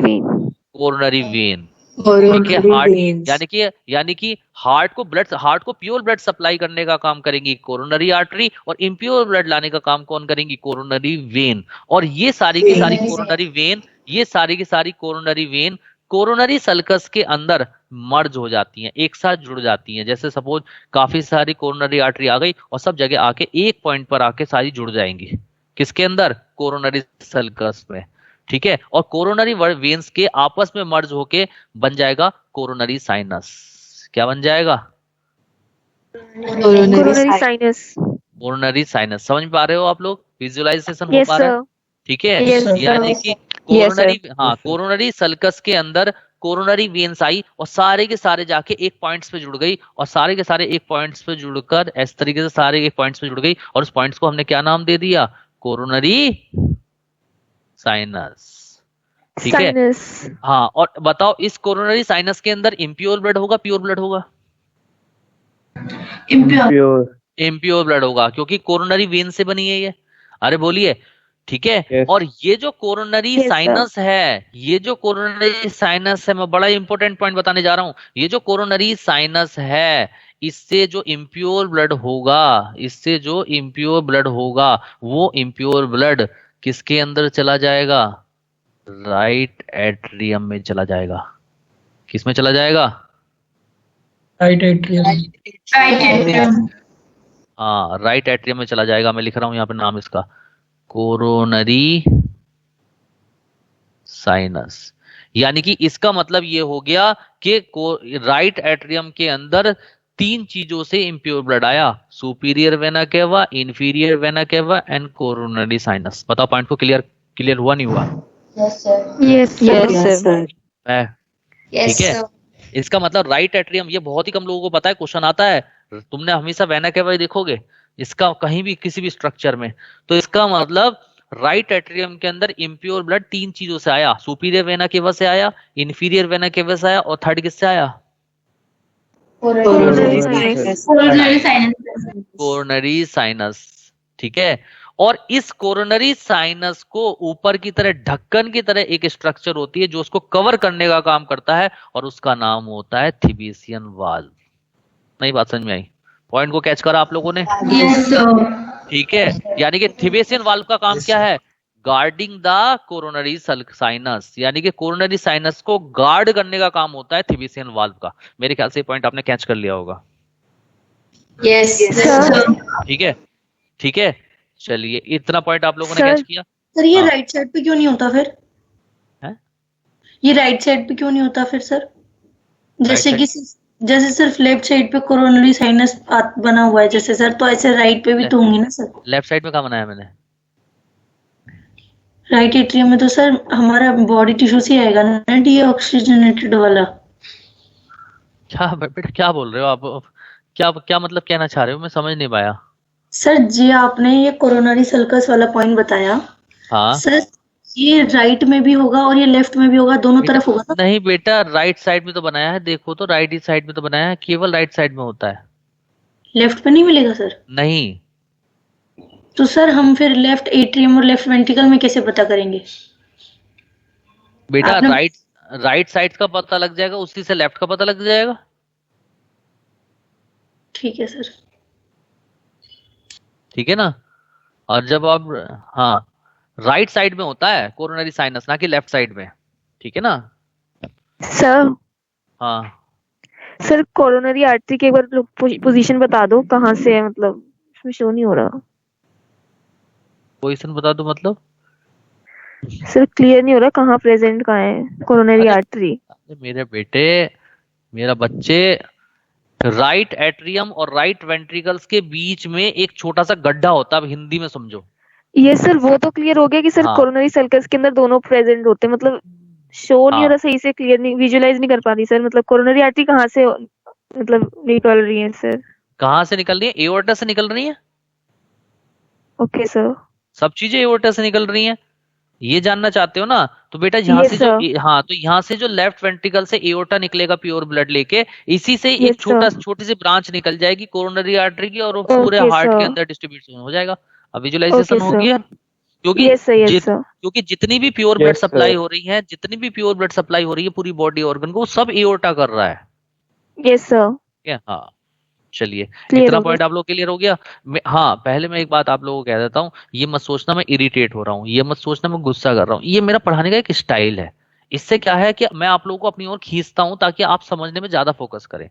आप पहले ये बताओ, मेरी बात का बुरा तो नहीं लगता आप लोगों को? नो सर, बिल्कुल नहीं। और बच्चों को? नो सर, कई लोग नो सर। कई लोगों को गुस्सा भी आता होगा कि सर बार बार बीच में ऐसा बोलते हैं। वो बेटा एक स्टाइल होता है टीचर का। ठीक है ना? हाँ, जैसे मैं जिस टीचर से पढ़ता था वो बार बार मतलब एक केमिस्ट्री के टीचर थे, वो हमें बोलते थे सारे बच्चों को कूड़ा, तुम लोग कूड़ा हो। तो उनका बोलने का एक तरीका था वो, लेकिन कूड़े थोड़ी थे, हम तो डॉक्टर थे। है या नहीं? तो वही चीज है, स्टाइल होता है ना, तो बुरा नहीं मानना। इसलिए मैं पहले ही बोल देता हूँ, कुछ बच्चे बड़े सेंसिटिव होते हैं, सर ने ऐसा कह दिया वैसा कर दिया, गुस्सा करते हैं। ऐसा कुछ नहीं है, गुस्सा कुछ नहीं करता हूँ मैं, ये पढ़ाने का तरीका होता है। तो इतनी बात समझ में आई आप लोगों को? Yes, sir. Yes sir. चलिए Yes, sir. अगला जो लास्ट नंबर पे जो वाल्व आता है, that is called semilunar valve. पहले बात समझिए, सेमील्यूनर वाल्व का नंबर कितना होता है? 3। कितना नंबर होता है? 3 नंबर में 3 होते हैं। 3। और इनकी शेप होती है half moon shaped pocket like. कैसी होती है? जैसे हाफ मून होता है ना, हाफ मून इस तरीके से। अरे बोलो,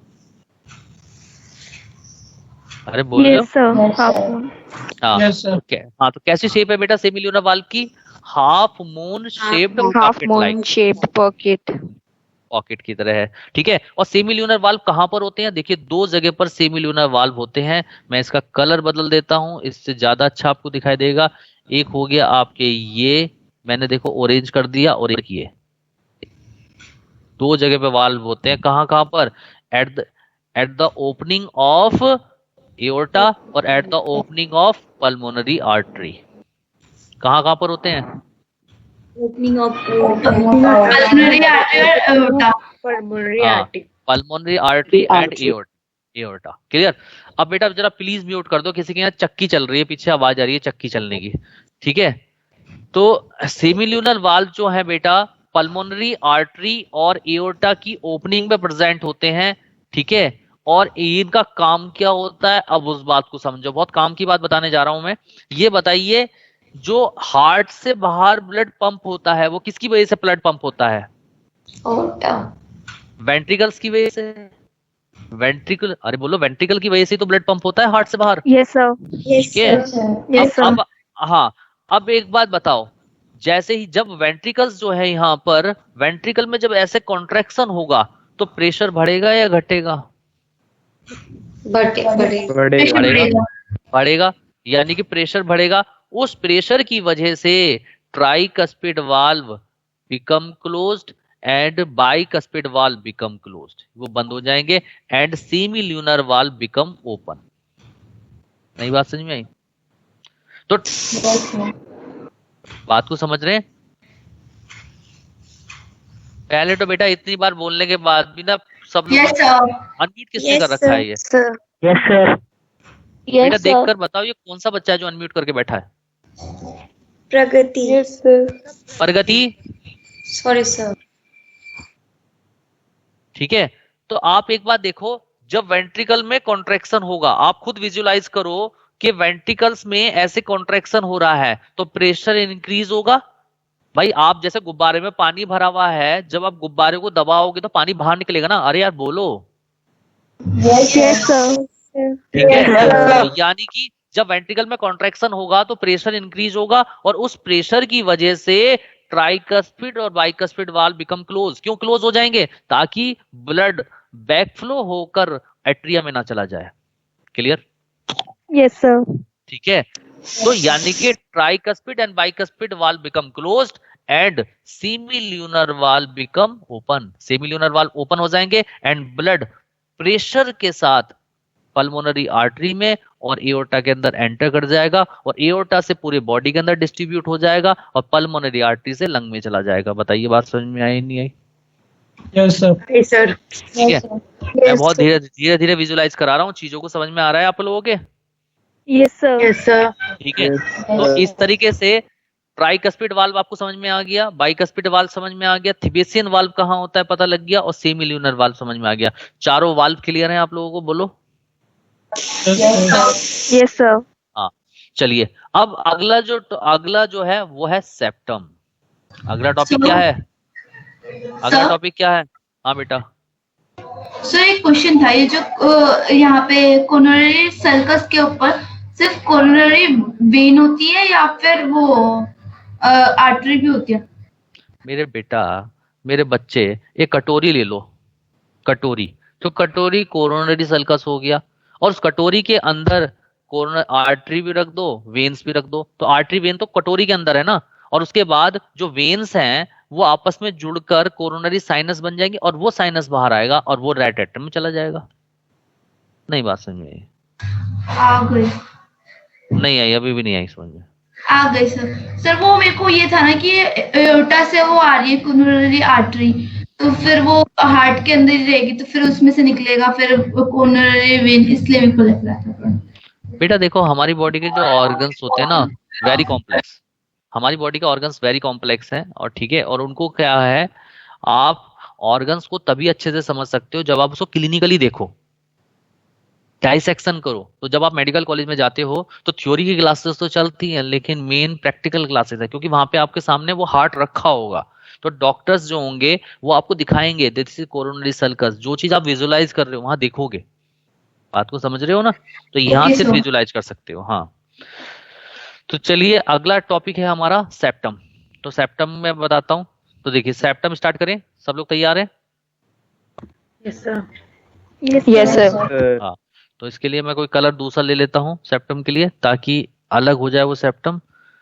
कौन सा कलर लूं? ये ले लेता हूँ, चलो। तो बेटा तीन तरीके के सेप्टम आप लोगों को दिखाई देंगे, ठीक है।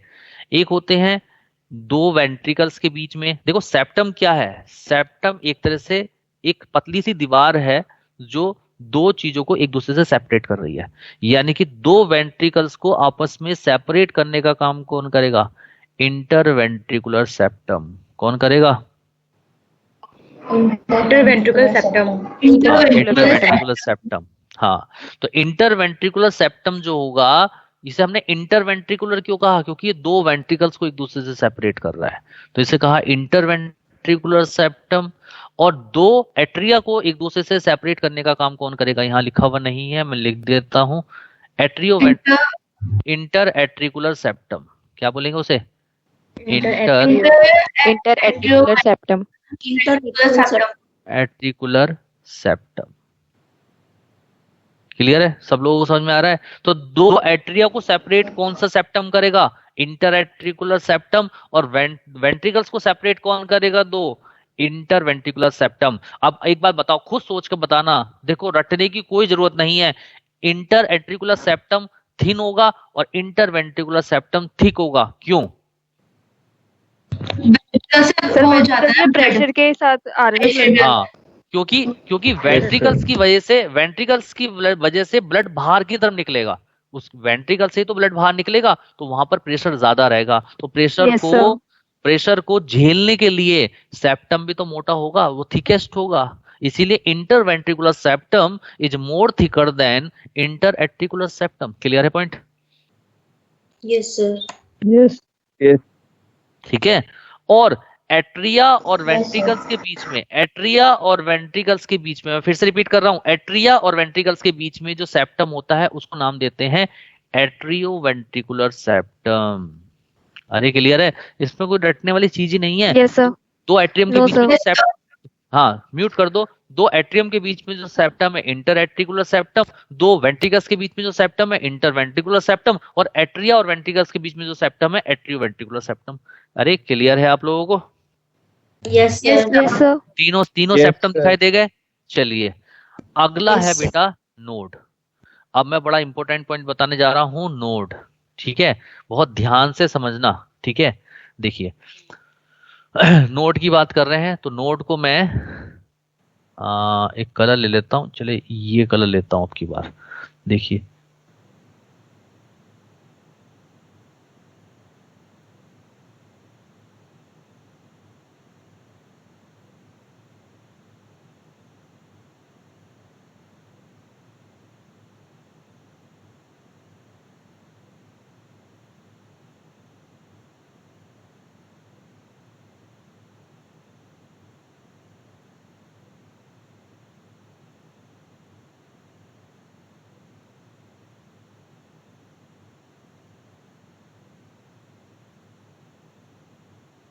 दिखाई दे रहा है सबको? Yes sir.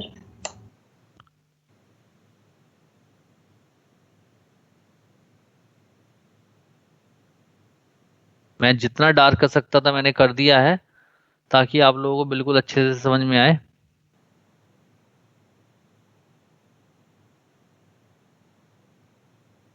हाँ, तो देखिए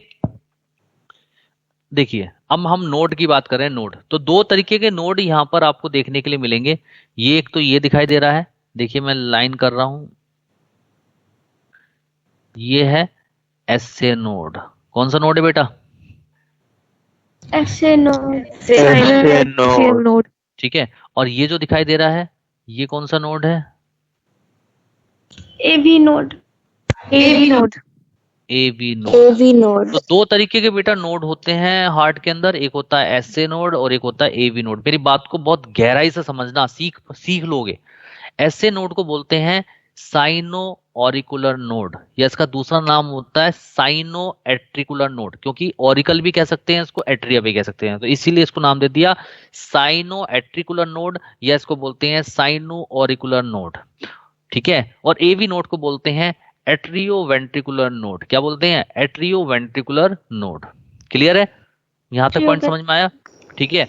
अब यस। एक बात सुनिए, एसए नोड के बारे में समझिएगा। ये तो नहीं, ऐसा तो नहीं है कि आप लोगों को ज्यादा मैंने समझा दिया है, आज दिमाग तो नहीं घूम गया है आप लोगों का?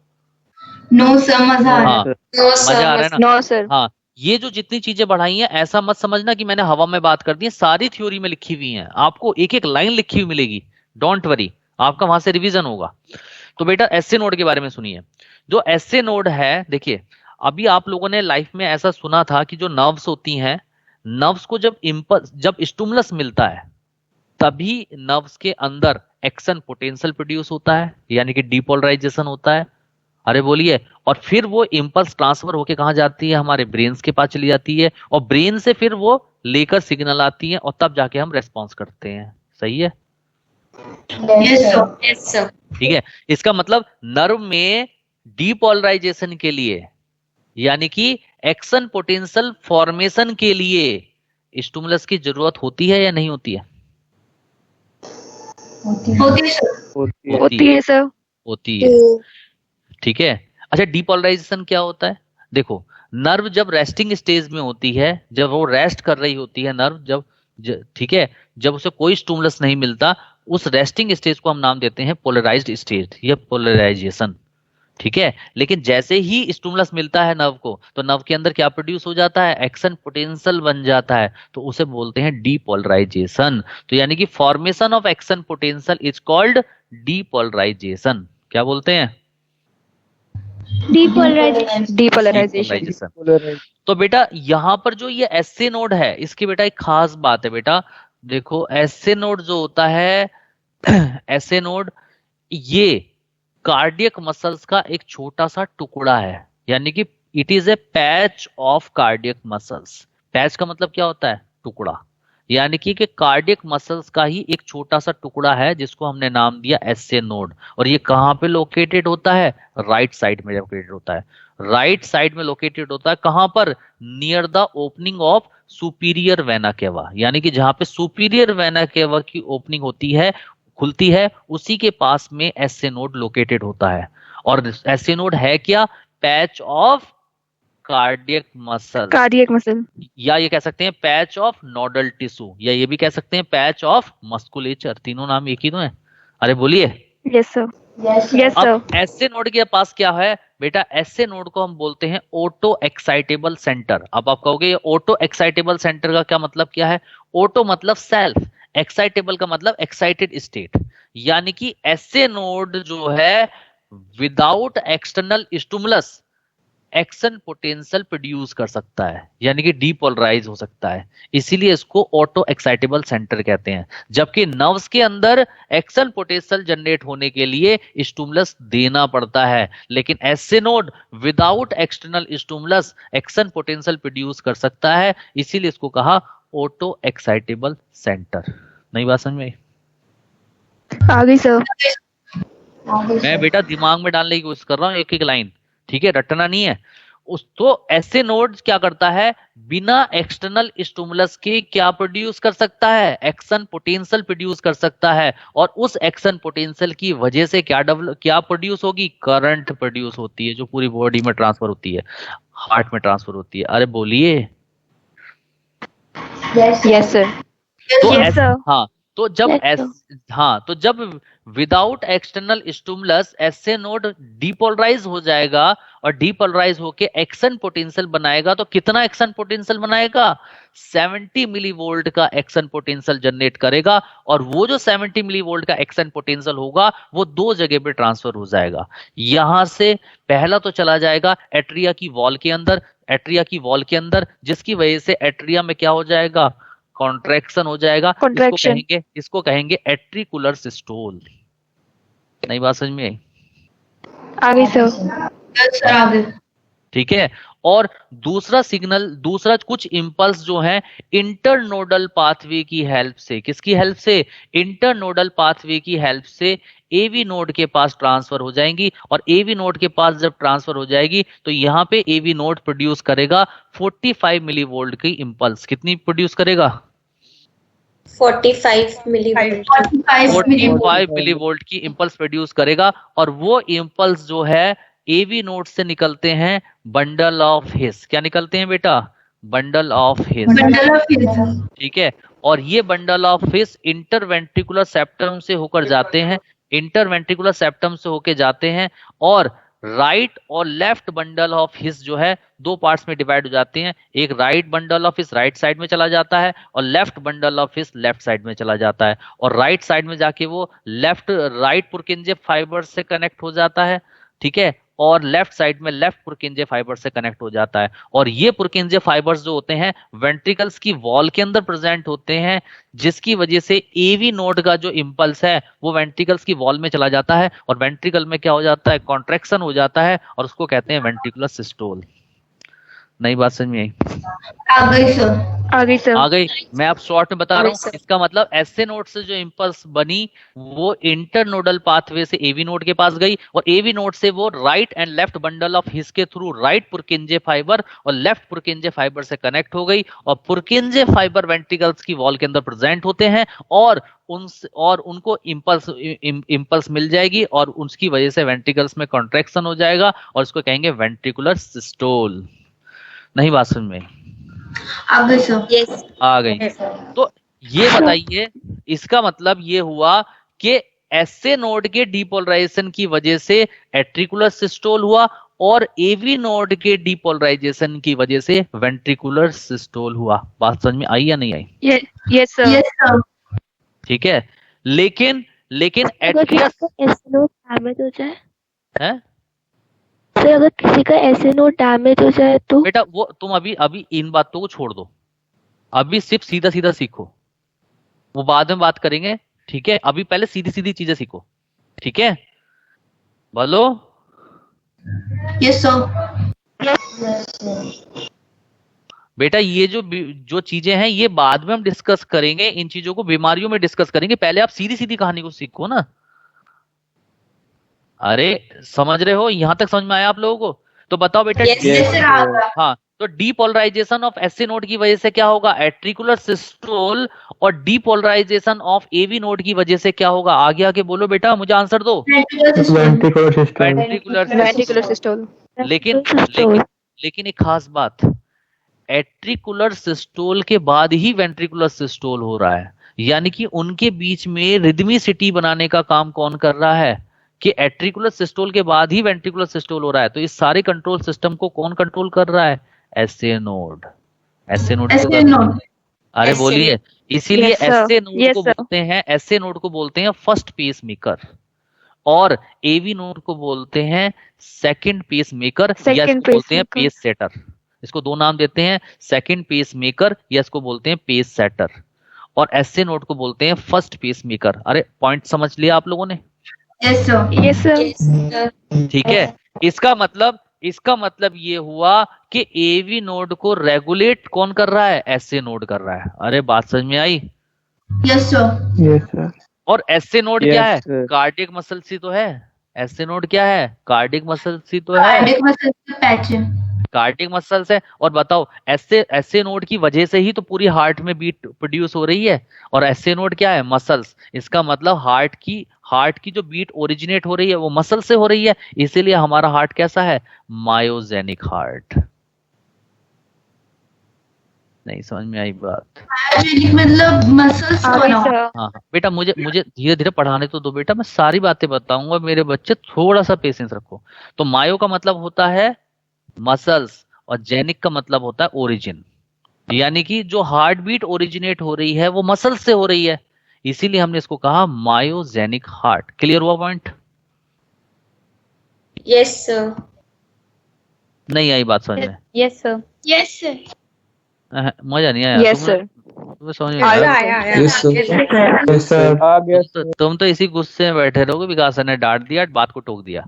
ये नहीं कि सीख लें कि हाँ विकास सर अच्छा पढ़ा रहे हैं। बेटा देखो मेरे बच्चे, मेरा बेटा, मायो मतलब क्या होता है? मसल्स, और जेनिक का मतलब क्या होता है? ओरिजिन, यानी कि मसल्स ओरिजिन, यानी कि हार्ट की ओरिजिन कहाँ से हो रही है? मसल से ओरिजिनेट हो रही है, इसलिए उसको मायोजेनिक हार्ट का। और वो मसल्स क्या है? एसए नोड ही तो है। नहीं बात समझ में? सर आ गई। अब बेटा सारा का कर्ता धर्ता जो है वो एसए नोड ही तो है। एसए नोड ही तो एट्रिया और वेंट्रिकल के कॉन्ट्रैक्शन के बीच में रिदम बना रहा है, कि एट्रिया कॉन्ट्रैक्शन करेगा उसके बाद वेंट्रिकल कॉन्ट्रैक्शन करेगा? अरे बोलिए। ठीक है, लेकिन अगर ऐसे नोड डीपोलराइज तो करे लेकिन एक्शन पोटेंशियल इतना ना बनाए कि वो इंटरनोडल पाथवे से एवी नोड के पास ना पहुंच पाए। सपोज पहले बना रहा था 70 मिली वोल्ट और एवी नोड बना रहा था 45 milli volt.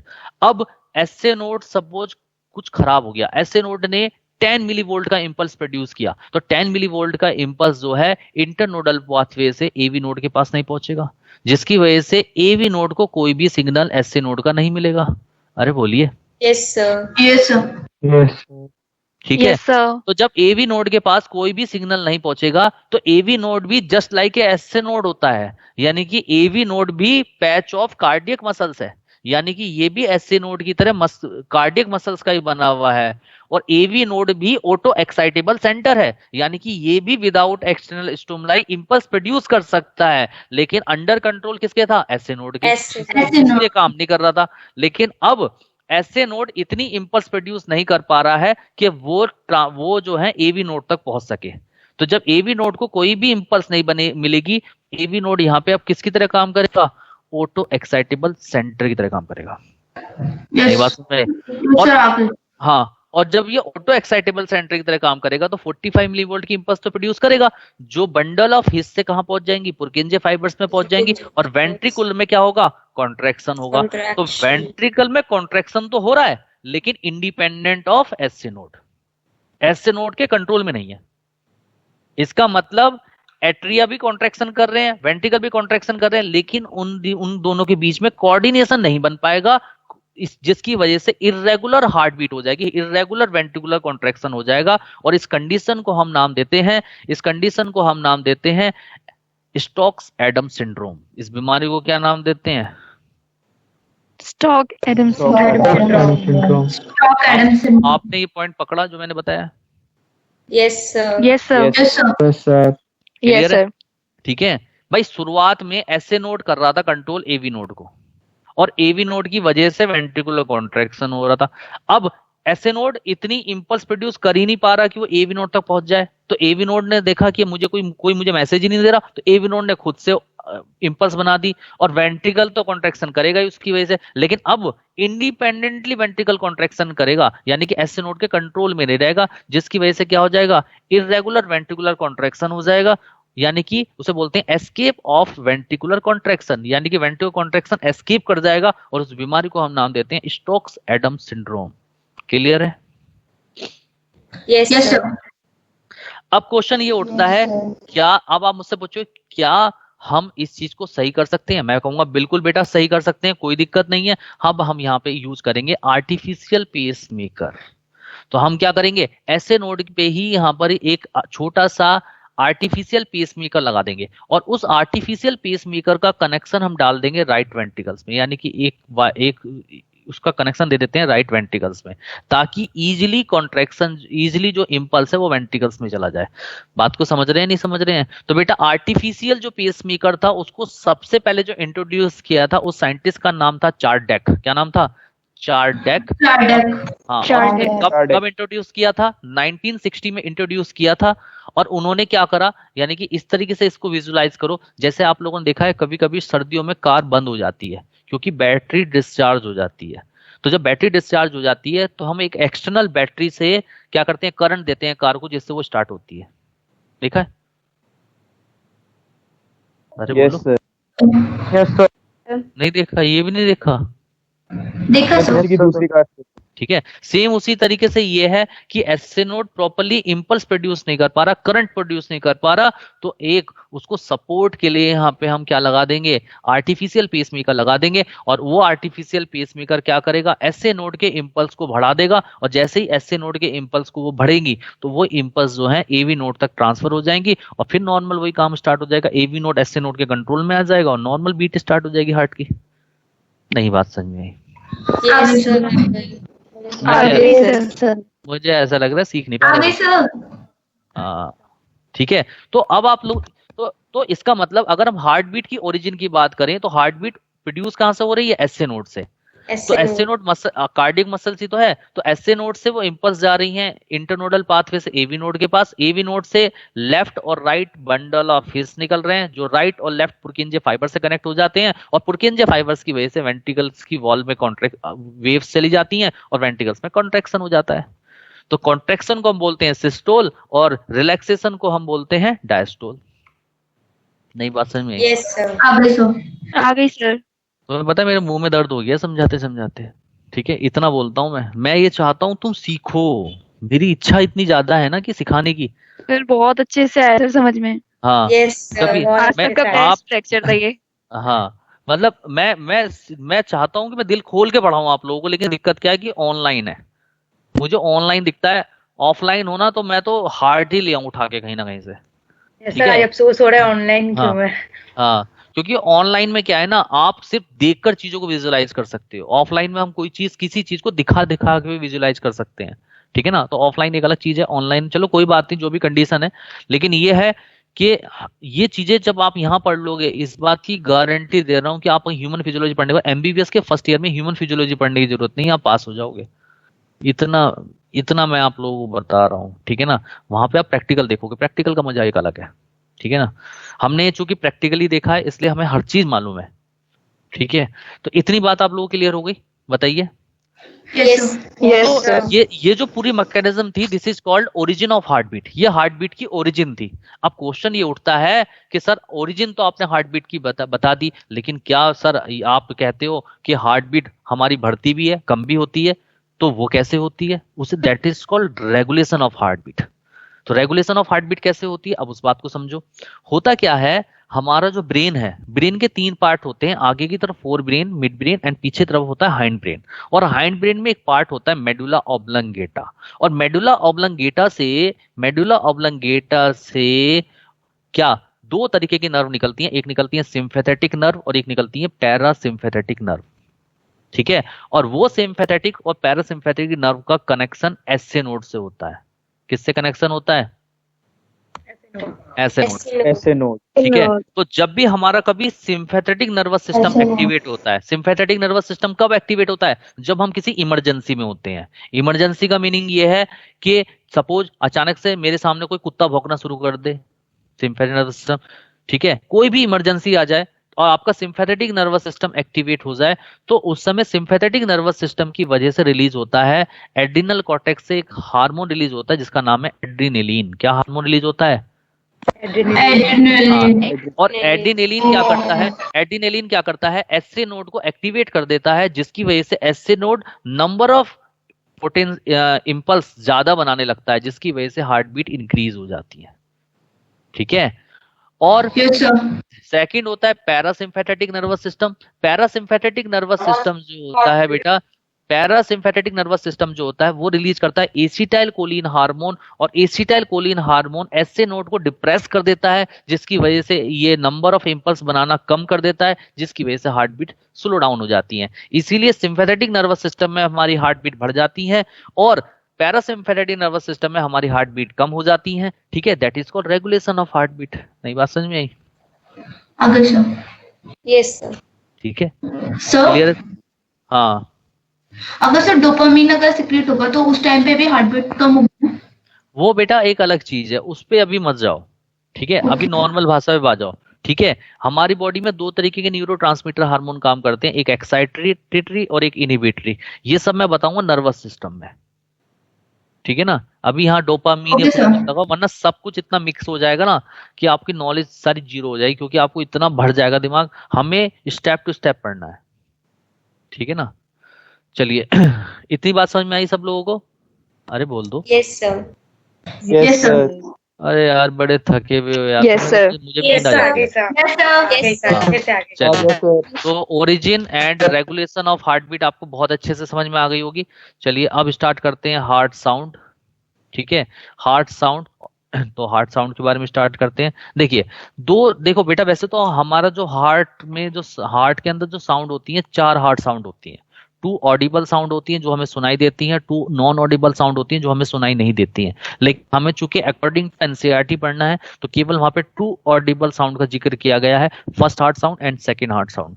First heart sound जो होती है उसकी आवाज आती है लब, कैपिटल में लिखते हैं LUBB, और सेकेंड हार्ट साउंड की आवाज आती है डब, DUB, डब, लब डब। तो लब आवाज क्यों आती है? लब आवाज क्यों आती है? Due to closing of tricuspid and bicuspid valve. जब ट्राइकस्पिड और बाइकस्पिड वाल्व क्लोज होते हैं तो उस समय जो आवाज प्रोड्यूस होती है, साउंड प्रोड्यूस होती है, डेट इज कॉल्ड लब। और due to closing of semilunar valve, जब सेमिल्यूनर वाल्व क्लोज होते हैं तब आवाज प्रोड्यूस होती है डब साउंड, यानी कि सेकेंड हार्ट साउंड। तो अगर आपसे पूछे कि फर्स्ट हार्ट साउंड क्यों प्रोड्यूस हुई, due to closing of tricuspid and bicuspid valve, और अगर आपसे पूछे सेकेंड हार्ट साउंड क्यों प्रोड्यूस हुई तो आप कहोगे due to closing of semilunar valve. Clear है? याद हो रहा है? चलिए, अगर आप और हम हार्ट की साउंड किससे देखते हैं? एक हम देखते हैं स्फिग्नोमैनोमीटर से। किससे देखते हैं?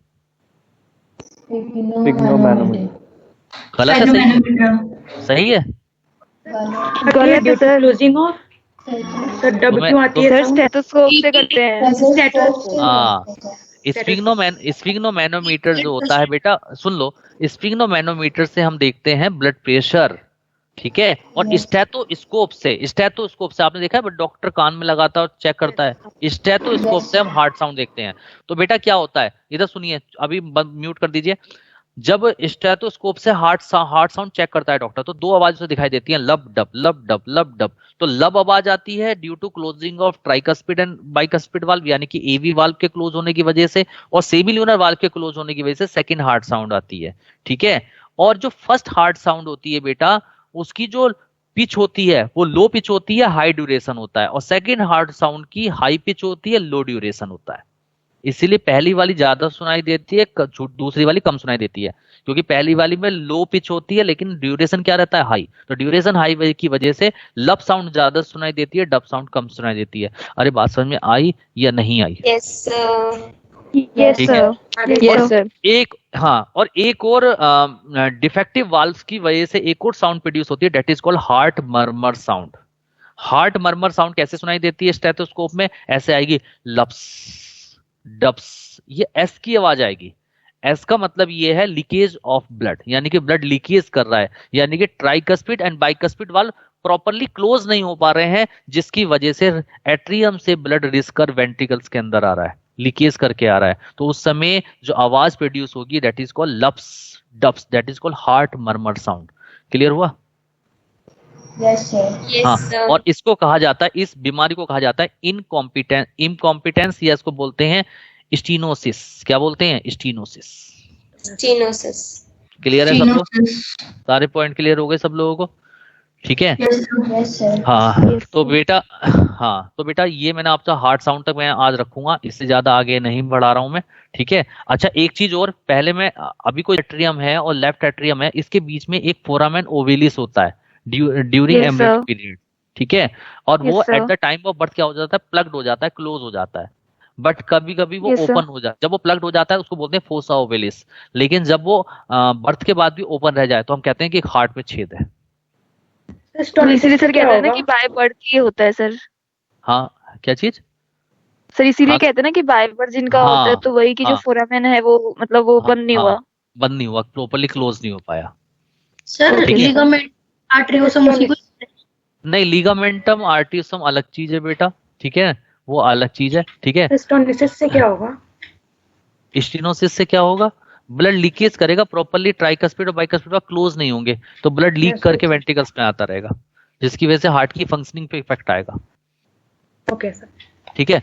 अच्छा चलिए, मैं जितने पॉइंट मैंने बताए हैं पहले मैं इन पे आपकी डार्क लाइन कर देता हूं। तो पोजीशन ऑफ हार्ट आपको समझ में आ गया? हार्ट वॉल्स आप पढ़ लेंगे घर से, बोलो हाँ या ना, बोलते जाओ। इसके बाद आपको पढ़नी है घर से, बिल्कुल सेम यही सीक्वेंस वहां पे मिलेगी। External internal structure of heart, ये पढ़ के आना है आप लोगों को, मैं सब पे टिक लगवा रहा हूँ, ठीक है। इसके बाद मैंने आपको वाल्व पढ़ाए थे, एवी वाल्व, सारे वाल्व यहाँ पे मिलेंगे आपको लिखे हुए, आराम से बैठ के पढ़ना, एक एक लाइन वही मिलेगी जो मैंने पढ़ाई है, ठीक है। इसके बाद मैंने नोड बढ़ाए थे, नोड पे मैंने टिक लगा देता हूँ, node, SA node, AV node, ये सब आ जाएगा। इसके बाद origin and regulation of heart beat आ जाएगा, देखो अभी आने वाला है। ओरिजिन ऑफ हार्ट बीट, ये पढ़ना है आप लोग घर से। इसके बाद रेगुलेशन ऑफ हार्ट बीट आएगा, रेगुलेशन ऑफ हार्ट बीट या कार्डियक एक्टिविटी, ठीक है। इसके बाद आर्टिफिशियल पेसमेकर के बारे में बताया था, ठीक है। इसके बाद मैंने हार्ट साउंड बताई थी। हार्ट साउंड क्लियर हो गई आप लोगों को? Yes sir. Yes sir. Yes sir. ठीक है। इसके बाद मैंने हार्ट मर्मर साउंड भी बताई थी अभी, लप्स टप्स, ठीक है, सब लप्स बता टप्स। हाँ। और अगले टर्न पे हम स्टार्ट करेंगे मैकेनिज्म ऑफ हार्ट, केवल यहाँ तक आपको पढ़ के आना है, ठीक है। तो मुझे लगता है कि बड़ा अच्छा समझ में आया। अगले टर्न पे मैं आपको बताऊंगा कैसे हार्ट काम करता है, ऑरिकुलर डायस्टोल कैसे होता है, auricle systole, ventricular joint diastole क्या होता है, स्ट्रोक वॉल्यूम क्या होता है, कार्डिक आउटपुट क्या होता है, कार्डिक साइकिल क्या होता है, ब्लड प्रेशर कैसे प्रोड्यूस होता है, पल्स प्रेशर क्या होता है, ईसीजी, हार्ट डिसऑर्डर, ये सब चीजें मैं आपको नेक्स्ट टर्न में पढ़ाऊंगा। अरे क्लियर है आप लोगों को? Yes sir. सर हाँ हाँ बेटा। सर जब वो एट्रिया का जब सिस्टोल में जाती है तो दोनों साथ में जाती है ना? एट्रिया का जब सिस्टोल में जाता है मतलब? वो जो एट्रियल सिस्टोल होता है तो दोनों राइट और हाँ लेफ्ट। हाँ हाँ, है ना दोनों का भाई? एक साथ होता है, सेम टाइम पे होता है, हाँ ठीक है। भाई। हाँ तो बेटा यहाँ तक एक बार मुझे आप लोग बताएं कि आज का यस सर।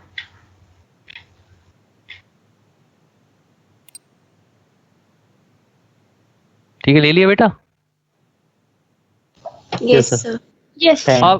अब बेटा बस एक छोटी सी आप लोगों से गुजारिश है कि बेटा घर जाके आज ही इस चैप्टर इसको पढ़ लेना, वरना भूल जाओगे।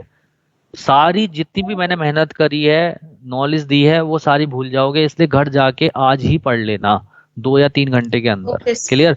आपको 100% में बता रहा हूँ, नोट्स बनाने की जरूरत भी नहीं पड़ेगी, यहीं की यहीं चीजें याद हो जाएंगी, ठीक है। चलो बेटा, ओके, टेक केयर, है ना। Smash the like button and also subscribe Mystery Notebook.